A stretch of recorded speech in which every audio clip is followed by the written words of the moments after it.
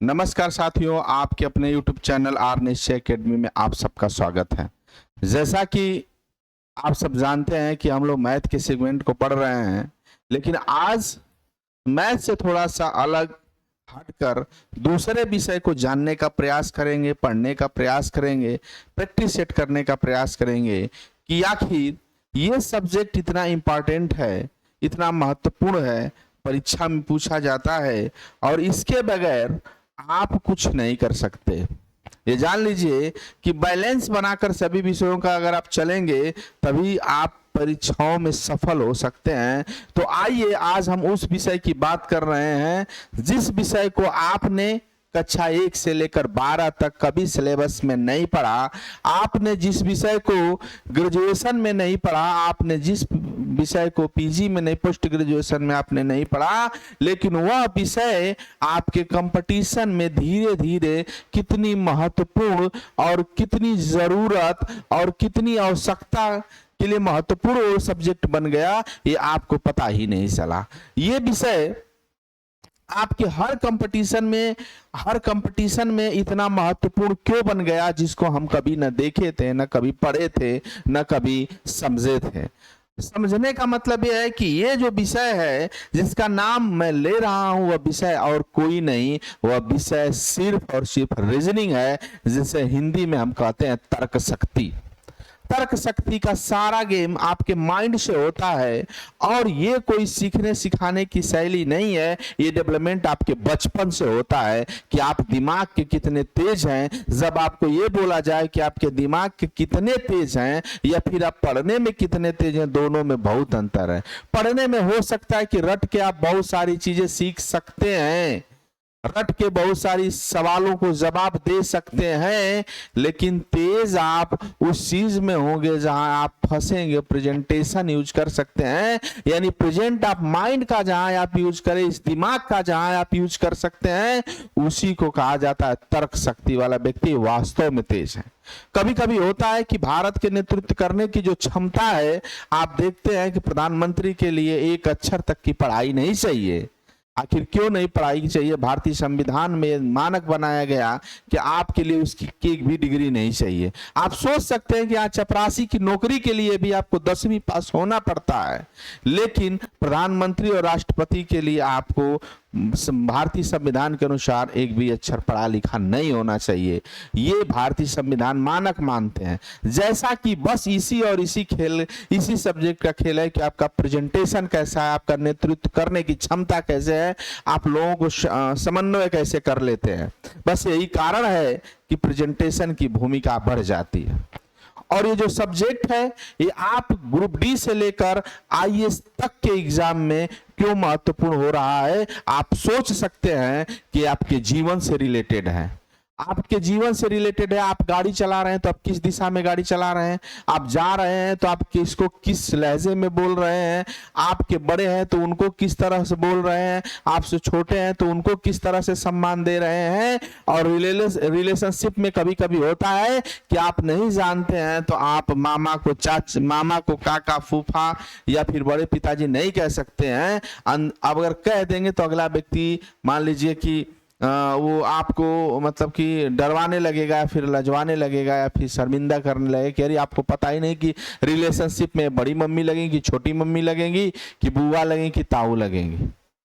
ये जन्म से ये रीजनिंग आपका नई चीज नहीं है, लेकिन कोई सिलेबस में नहीं है। ये आपका प्रेजेंटेशन है।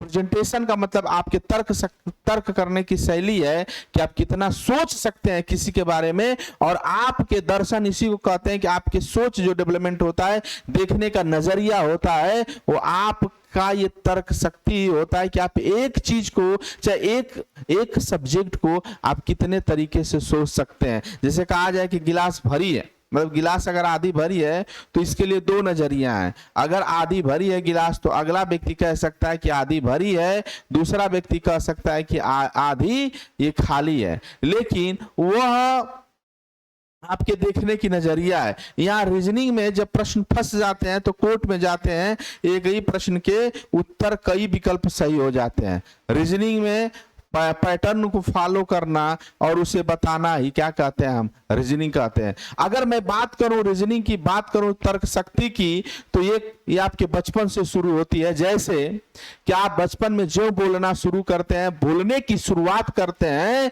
तो आपको बताया जाता है कि सामने आपकी माताजी हैं। आपके पिताजी कहते हैं कि बेटा ये मेरी बहन है, यानी आपकी ये बुआ लगेंगी। आपके पिताजी कहते हैं कि बेटा ये मेरी पत्नी है, यानी आपकी मां लगेंगी।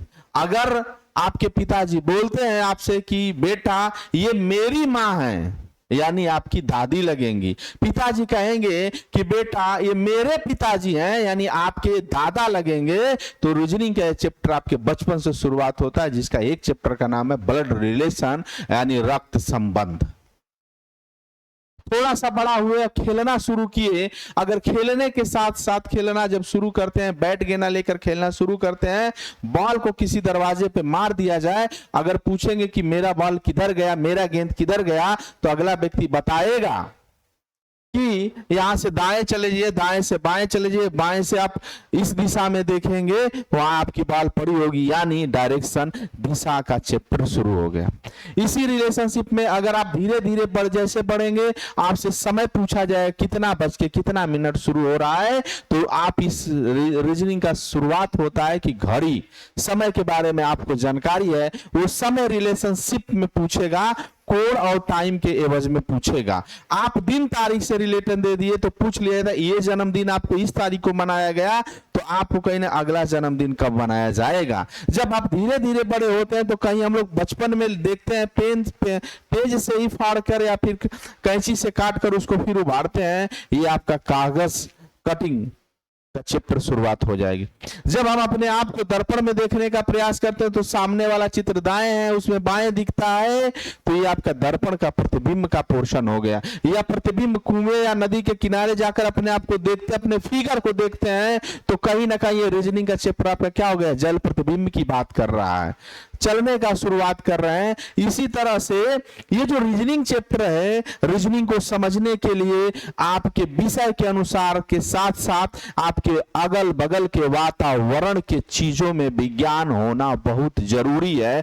तब जाके आप जान पाएंगे कि ये तर्क शक्ति, आपकी सैलरी आ रही है, किस तारीख को आ रही है, आप नौकरी पा जाएंगे, तो आप किस बिहेव में आपके साथ रहना, ये रीजनिंग सिखाती है, तर्क शक्ति सिखाती है। आप इस रीजनिंग की बात करते हैं जो आपके जीवन जीने की शैली सिखाती है। जब हार आप जाते हैं, यही रीजनिंग आपको मजबूत करती है, क्योंकि इतिहास हमको इसलिए पढ़ाया जाता है कि जब हम हार जाते हैं तो हम सीखने का प्रयास करते हैं, हम हार जाते हैं तो जीतने के लिए प्रेरणा का स्रोत हमें बताया जाता है। तो रीजनिंग के अगर आप मजबूत रहेंगे तो आप प्रेजेंटेशन लगा लेंगे, आप अपना दिमाग लगा लेंगे। बहुत सारे बच्चे हतोत्साही होकर अपने आप को यहाँ पे सर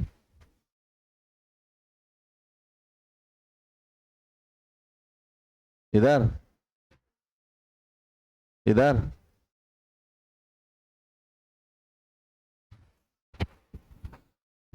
अपने आप को ये सोचने का प्रयास करते हैं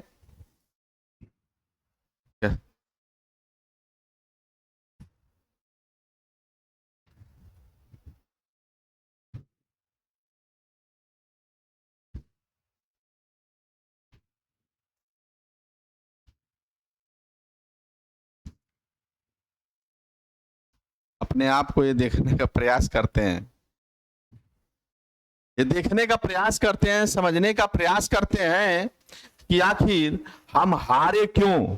तो आपको माइंड से मजबूत होने की जरूरत है, आपको सोचने की जरूरत है। जब आप इतिहास में कोई 17 बार हार कर भी 18वें बार जीतने का प्रयास करता है तो निराश होने की जरूरत नहीं है। कहा जाता है कि मंजिलें उन्हीं को मिलती हैं जिनके सपनों में जान होता है, और पंखों से कुछ नहीं होता साथियों, हौसलों से उड़ान होता है। आपका हौसला कितना मजबूत है वो आपके ऊपर डिपेंड करता है। और आपको पढ़े लिखे शिक्षित का मतलब ये होना चाहिए चाहिए, आपकी तर्क शक्ति मजबूत होनी चाहिए कि अगल बगल की बातों आपके दिमाग में इफेक्ट न पड़े, ये तर्क शक्ति ही बताती है। इसको मैं जीवन से इस रिलेट कर रहा हूं कि आप जब भी हारें तो आप याद करें कि जब मैं कंपटीशन की तैयारी कर रहा हूं तो उसमें एक सब्जेक्ट है रीजनिंग, जो सोचने की क्षमता को बढ़ाती है, एक प्रश्न को 4 तरीके से सोचने पे मजबूर कर देती है। आखिर रीजनिंग क्या है? रीजनिंग यही है जो आपके जीवन शैली को बदल देती है, और रीजनिंग वही है जो आपके कंपटीशन परीक्षा को क्या करती है, पास करा के नौकरी देने का प्रयास करती है। क्योंकि पेपर तो एक ही इसका रहता है, सोचने का तरीका अलग अलग होता है। आप पढ़ते हैं चैप्टर के अनुसार से, इन प्रश्नों को कर ले जाते हैं तो आप ज्यादा से ज्यादा प्रश्नों कर ले जाते हैं, इसी रीजनिंग की बात करते हैं। आइए हम देखेंगे कि रीजनिंग को किस प्रकार से पढ़ेंगे और किस तरह से इसको पढ़ने का प्रयास करेंगे। आप कहीं कहीं इस रीजनिंग को अगर हम तर्क शक्ति का नाम दें, तर्क शक्ति का नाम दें तो कहीं कहीं से समान बुद्धि लब्धि भी कहते हैं, और कहीं कहीं से मेंटल एबिलिटी भी कहते हैं, मानसिक अभिरुचि भी इसे कहते हैं। वो अलग अलग क्षेत्र की चीजें होती हैं। तो रीजनिंग की अगर ये बात करें, हम इसको तर्क शक्ति कहते हैं, मानसिक अभिरुचि करने का प्रयास करते हैं, बुद्धि लब्धि कहते हैं। यानी आप बुद्धि के कितने तेज हैं, ठेठ भाषा में समझ लें कि आपकी बुद्धि कहाँ कितनी काम कर रही है, ये आपके ऊपर डिपेंड करता है। और आप तब आएगा जब आपको सारे विषय का ज्ञान होगा। विषय के साथ साथ मैं बार बार कह रहा हूं कि आपके जीवन शैली में आपके इर्द गिर्द रहने वाले वातावरण की चीजों का ज्ञान हो, तब जाके आप इसको समझ सकते हैं। रीजनिंग को अगर हम सिलेबस से पढ़ें तो अलग अलग क्षेत्रों में अलग अलग सिलेबस का बंटवारा हुआ है, और अलग अलग सिलेबस के बंटवारे के अनुसार इस रीजनिंग को 3 भागों में बांट के पढ़ते हैं। एक हमारा हो जाएगा वर्बल, जिसे हम भाषिक कहते हैं, और एक हमारा हो जाएगा नॉन वर्बल, जिसे भाषिक कहते हैं, और एक हो जाएगा हमारा एनोलॉजिकल, जिसे हम तार्किक या विश्लेषणात्मक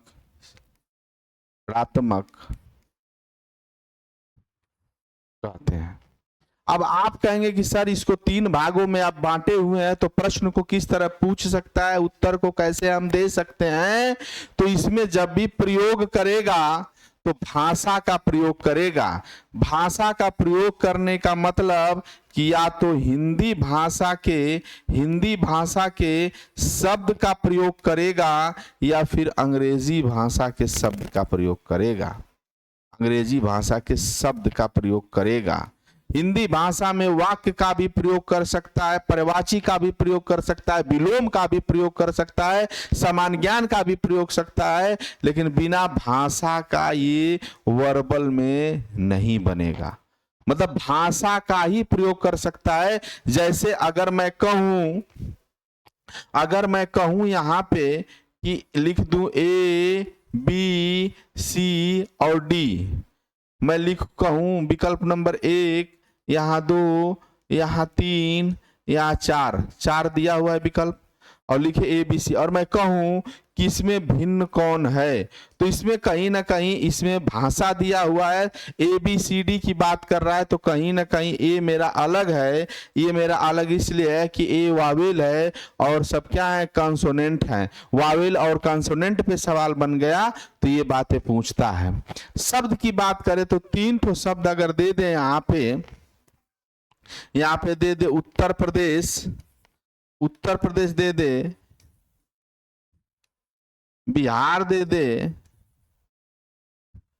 पटना दे दे, और गुजरात दे दे, और ये शब्द में पूछे कि अलग कौन है, तो देखिए ये और ये सब आपके क्या है, राज्य है। ये क्या है, बिहार की राजधानी पटना ये राजधानी है, तो कहीं ना कहीं ये भिन्न है। ये सोचने की क्षमता को बता रहा है। जब इस चैप्टर को पढ़ेंगे तो इसमें भाषा का प्रयोग किया जाता है। कितने चैप्टर होंगे इसमें मैं आपको बताने का प्रयास करूंगा।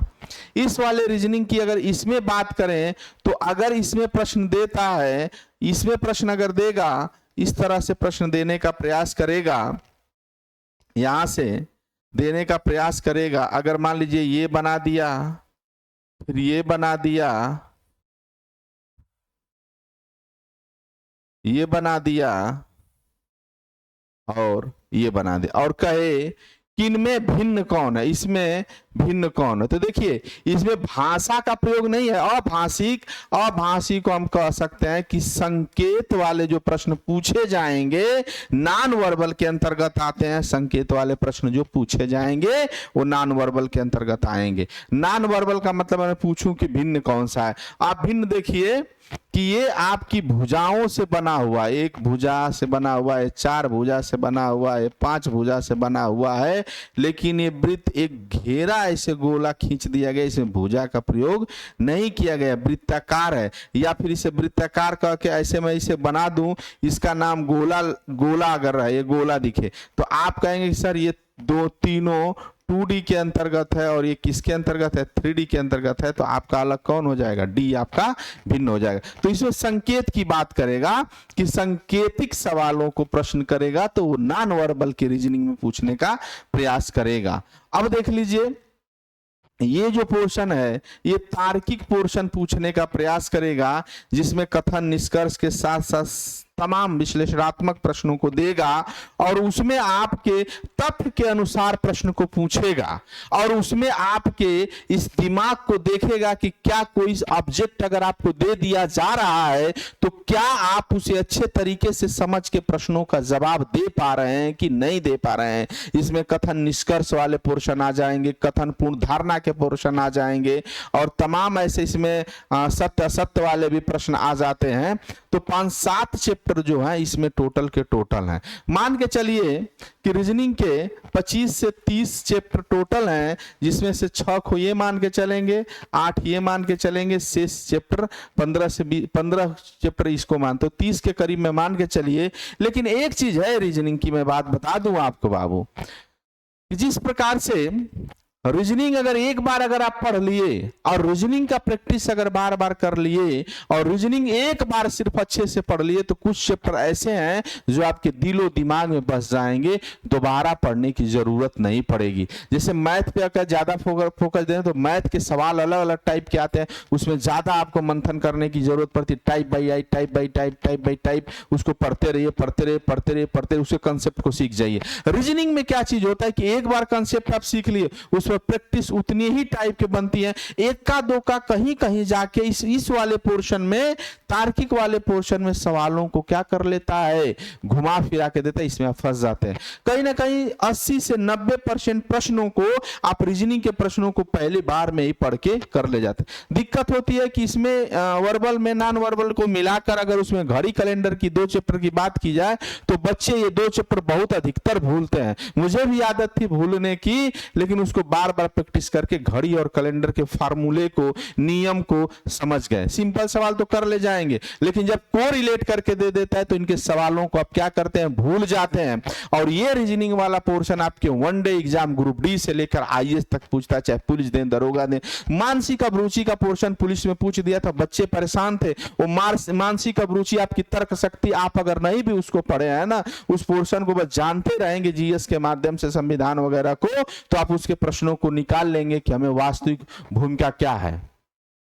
तो ये जो रीजनिंग वाले पोर्शन है इन्हें हम ये बार बार बताने का प्रयास करेंगे। जो हिंदी है, जीएस है, जितना आप पढ़ रहे हैं उसके साथ साथ आप रीजनिंग के भी कंसेप्ट को समझने का प्रयास करिए। जैसा कि आप समझते हैं कि रीजनिंग बहुत ही बड़ी, बहुत कठिन पोर्शन है, तो ऐसा कुछ भी नहीं है। रीजनिंग जैसा आसान विषय कोई नहीं है, ये जान लीजिए। मैं तो आपको सारा विषय कहता हूं कि आप आसान विषय सब है, करत करत अभ्यास के जड़ मत हो तो सुजान रसरी आवत जात के शिल्पे पड़ बढ़त निशान साथियों। अगर आप मेहनत कर रहे हैं तो आप पत्थर को भी एक धागा काट सकता है। उसी प्रकार आप अगर कमजोर हैं, अगर लगातार मेहनत कर रहे हैं, लगातार पढ़ाई कर रहे हैं, तो मुझे आशा नहीं पूरा विश्वास है कि सफलता एक दिन आपकी कदम जरूर चूमेगी। लेकिन आप लगातार उस पैटर्न को बना लीजिए कि हमको कितने घंटे कौन कौन सा विषय क्या है पढ़ना है। मैं मैथ के आपके पोर्शन को इसी आर निश्चय एकेडमी यूट्यूब चैनल पे निःशुल्क मैथ के सारे पोर्शन को समझाने का प्रयास किया हूं,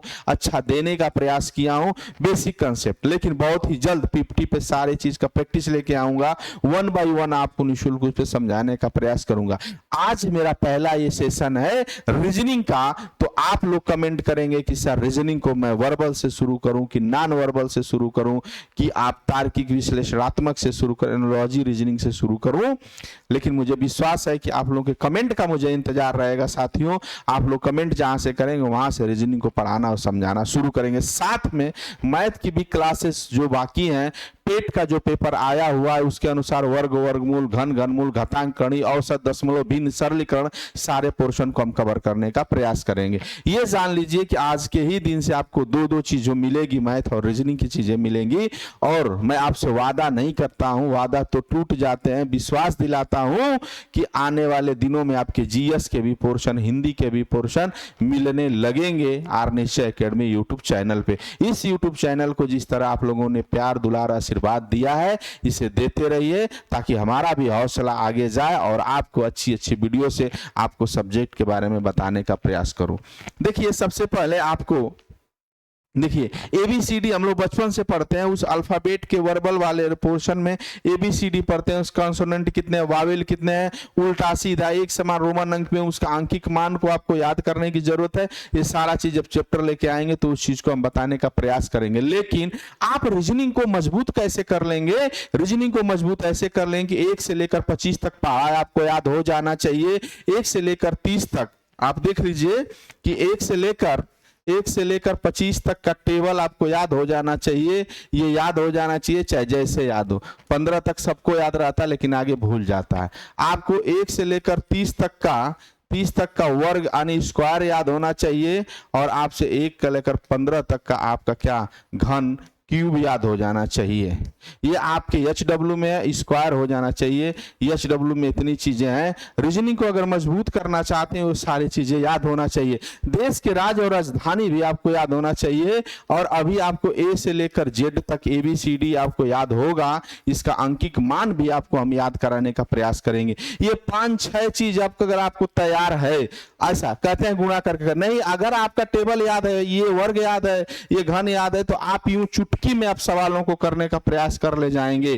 कैसे करेंगे? एक एक चैप्टर को बताने का प्रयास हम करेंगे साथियों। जैसे मान लीजिए कि मैं एक चैप्टर लिखता हूं, यहां पे एक चैप्टर मैं लिखता हूं सादृश्यता,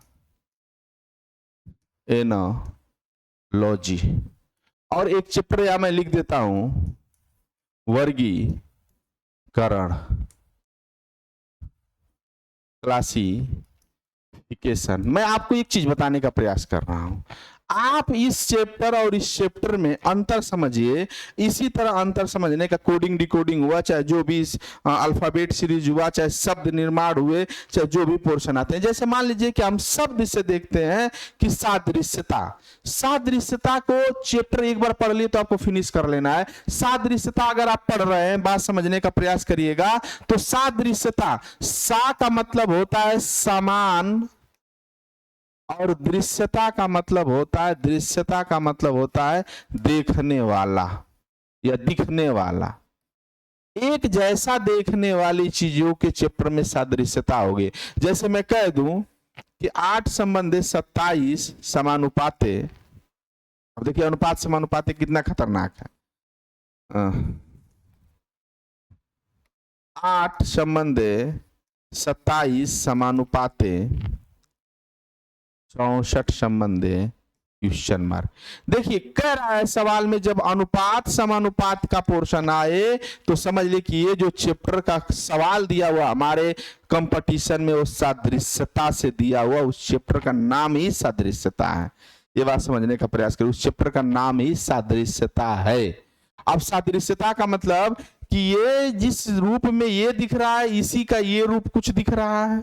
ठीक, अब देखिए ये इसका रूप ये आगे क्या दिखेगा, तो देखिए 2 का ये घन 8 है, ये 3 का घन 8 है, ये 4 का घन 64 है, तो 5 का घन क्या हो जाए 125। इसी को सादृश्यता कहते हैं।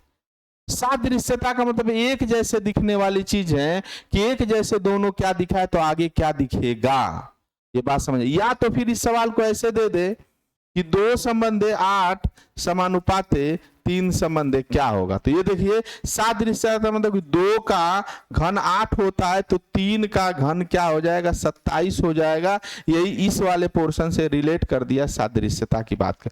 वर्गीकरण का मतलब वर्ग बनाना, वर्गीकरण का मतलब वर्ग बनाना, वर्गीकरण का मतलब वर्ग बनाना। अब वर्ग बनाने का मतलब समझिए, वर्ग बनाना, छोटी छोटी चीजें मैं आपको बताने का प्रयास करूं। वर्ग बनाना, वर्ग बनाने का मतलब क्या होता है, 3 तो एक वर्ग की रहेंगी, एक अलग रहेंगी। मान लीजिए कि मैं यहां पे जैसे बनाया था, यहां पे लिख दूं गाजर, मूली, प्याज, चौथा लिख दूं टमाटर, A B C और D। अब इसमें वर्गी, अब इस चैप्टर को देखिए, इस वाले पोर्शन को, इस वाले फिगर को समझिए कि सादृश्यता चैप्टर से दिया हुआ है, लेकिन इसको देखेंगे आप कहेगा वर्ग बनाना, चाहे कहेगा वर्ग, इस तरह कहेगा, या तो कहेगा विषम छांटिए, या कहेगा विषम छांटिए, या फिर बोलेगा भिन्न कौन है, या फिर बोलेगा भिन्न कौन है। तो आप देखिए गाजर जमीन के अंदर होता है, मूली जमीन के अंदर होता है, प्याज जमीन के अंदर होता है, लेकिन टमाटर जमीन के ऊपर होता है, तो भिन्न कौन सा है, टमाटर है। इसी तरह आपके दिमागों का उपज जो होता है, आपके दिमागों का प्रेजेंटेशन जो होता है, उसी को रीजनिंग कहते हैं। इस तरह से सारी चीजों को, कंसेप्ट को, अब जैसे आपसे कभी भी पूछा जाए, कभी भी देखा जाए, या कभी भी आपसे जाना जाए कि ये सवाल किसके अंतर्गत है, तो आप देखेंगे कि अनुपात संबंध दिया है यार, तो ये सवाल सादृश्यता का है। आप कहेगा कि भिन्न छांटने का कहेगा, तो आप कहेगा कि अरे यार वर्गीकरण का है। कुल मिला के कोई भी चैप्टर, कोई भी विषय पढ़ने से पहले एक बात याद दीजिएगा साथियों, भाइयों बहनों, एक चीज आपसे दिमाग में गांठ बांध लीजिए कि जब तक उसका चैप्टर आपके दिमाग में एंट्री नहीं रहेगा, उसके चैप्टर आपके दिमाग में नहीं रहेंगे, तब तक वो विषय आपकी तैयारी नहीं होगी। अब उसके अंदर कौन कौन सा प्रश्न पूछ रहा है आपको जानने की जरूरत है। आप जिस चीज की भी तैयारी कर रहे हैं उसका सिलेबस आप प्रिंट आउट करा के अपने मेज पे रख लीजिए, जहां पढ़ रहे हैं वहां चस्पा कर दीजिए, ताकि वो सिलेबस में कौन कौन से पॉइंट आपको तैयार है, कौन कौन से पॉइंट आपके नहीं तैयार हैं। तो साथियों हम अगले सेशन में आपको मिलेंगे रीजनिंग के साथ। आज ये क्लास अगर आपको अच्छी लगी होगी तो इसे लाइक, शेयर, कमेंट और सब्सक्राइब करना ना भूलिए साथियों। आप लोगों का आशीर्वाद और प्यार बना रहेगा ताकि ये वीडियो और आगे जा सके और मैं अच्छे तरीके से आपको सारा का सारा सब्जेक्ट लेके आ सकूं, समझा सकूं, आपको बता सकूं, आप इसे देख सकें। तो ये वीडियो देखने के लिए बहुत बहुत धन्यवाद सर। तो जैसा कि हम आपको बार बार बताने का प्रयास करते हैं कि आप इसे समझिए, और समझेंगे तो बहुत अच्छा करने का प्रयास करेंगे। एक एक चीज, एक एक टॉपिक आपको कवर करेंगे। रोक लीजिए सर।